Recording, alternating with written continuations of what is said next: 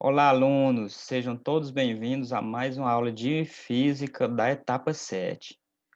Na aula de hoje, vamos dar início ao nosso novo conteúdo, que não vai ser tão novo assim, porque ele é uma continuidade do que a gente já vem vendo, ok? Dentro da eletrostática. Vamos para a nossa aula.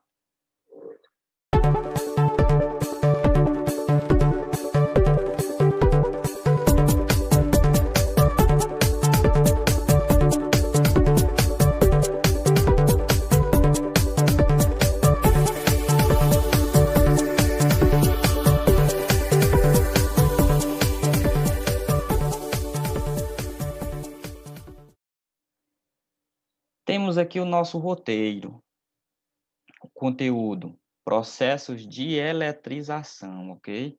Basicamente, o que é que a gente vai ver? Como ocorrem alguns processos para que um corpo se eletrize. Lembrando que um corpo pode estar neutro, pode estar eletrizado positivamente ou negativamente. Material, temos esse vídeo e eu mandei para vocês no grupo uma apostilhazinha em PDF que vai servir para essa aula e para as próximas, ok? Atividades, leitura da apostilha na parte da aula de hoje, né? Assistir o vídeo. E eu vou deixar uma atividadezinha que é só para fazer um pequeno comentário, bem simples, ok? Primeiro, vamos ver aqui, vamos conhecer quais são os nossos processos de eletrização. O primeiro, eletrização por contato, a eletrização por atrito e a eletrização por indução, ok? Vamos entender cada um deles. Primeiro, eletrização por contato. Na eletrização por contato, olha só, nós temos que ter bastante atenção. Consideramos dois corpos condutores, um corpo neutro. Quando é que um corpo está neutro, vocês lembram? Quando a quantidade de prótons é igual à quantidade de elétrons. Isso aqui a gente viu na aula passada. E ele precisa também do outro corpo, vai estar eletrizado positivamente ou negativamente, ok? Esses dois corpos, eles vão ser colocados em contato, ou seja, eles vão ser colocados, vamos dizer assim, tocando um ao outro e ser deixado por algum tempo, para ocorrer o processo de eletrização. Ao serem separados, ó, os dois corpos ficarão com cargas de mesmo sinal. Lembrando, eu tinha um corpo eletrizado e um corpo neutro. Ao final, eles vão estar com carga de mesmo sinal. Vamos ver como isso ocorre. Aqui eu tenho esse corpo aqui azul. Ele está eletrizado como? Ele está eletrizado negativamente, porque ele tem mais elétrons do que ele tem prótons. E esse corpo aqui, ele está como? Ele está neutro, porque ele tem 2 elétrons e 2 prótons. Observaram? Ele tem a mesma quantidade. Eles foram colocados em contato. O que é que vai acontecer? O corpo azul, ele estava sobrando elétrons, não estava? Tinha bastante elétrons. O que é que acontece? Vai passar elétrons do corpo azul para o corpo vermelho. Observaram aqui? Coloquei a setinha dizendo isso. Depois do contato, o que foi que aconteceu? O corpo azul ele permanece carregado negativamente e o corpo vermelho ele estava neutro. Ele agora está como? Carregado também negativamente, ou seja, ele ganhou elétrons. Se eu contar aqui, eu tenho 1, 2, 3, 4, 5 elétrons e apenas 2 prótons. Observem, eu tinha um corpo eletrizado negativo e um corpo neutro. Após o contato, os dois ficaram negativos. Na eletrização por contato, acontece isso. No final, os dois ficam eletrizados com carga de mesmo sinal. Vamos ver outro exemplo. O corpo azul agora, ele está eletrizado como? Positivamente. Ó. Se eu observar aqui, ele tem mais cargas negativas do que, aliás, cargas positivas do que negativas. E o corpo vermelho, ele está neutro. O que é que acontece nesse caso? Nesse caso, está sobrando sinaizinho mais aqui, não tá? Tem muito. Só que o que é que acontece, pessoal? Os sinais de mais, eles nunca passam de um corpo para outro, ok? Vocês lembrem disso. Só quem é que passa? Só os elétrons, só os sinais de menos. Assim, em vez dos mais, né, dos sinais dos prótons, passarem para o corpo vermelho, eles vão fazer o quê? Eles vão atrair os elétrons do corpo vermelho. Ou seja, o corpo vermelho perdeu elétrons. O que é que vai acontecer após o contato? O corpo azul ficou carregado, permaneceu, no caso, carregado positivamente, e o corpo vermelho, como ele perdeu elétrons, ele também está carregado positivamente, ok? Assim, vocês têm que lembrar o seguinte: na eletrização por contato, eu tenho um corpo eletrizado e um corpo neutro. Ao final, os dois ficam eletrizados com cargas de mesmo sinal, ok? Vamos passar para o segundo processo aqui, a eletrização por atrito. O que é eletrização por atrito? Dois corpos de naturezas diferentes, dois corpos neutros, né? De naturezas diferentes, ao serem atritados, ficam eletrizados. Quando vocês verem essa palavra atritado, gente, é como se você pegasse os dois corpos e esfregasse um no outro, ok? Os dois corpos neutros, eles vão ser atritados. Os dois vão ficar eletrizados. Durante o atrito, vai haver a transferência de cargas, aliás, de elétrons, né? Os elétrons se movimentam, passam de um corpo para o outro. Os prótons não fazem isso, ok? Assim, após o atrito, os dois ficam eletrizados com cargas opostas, ou seja, ele estava neutro. Ficaram um com negativo e o outro positivo.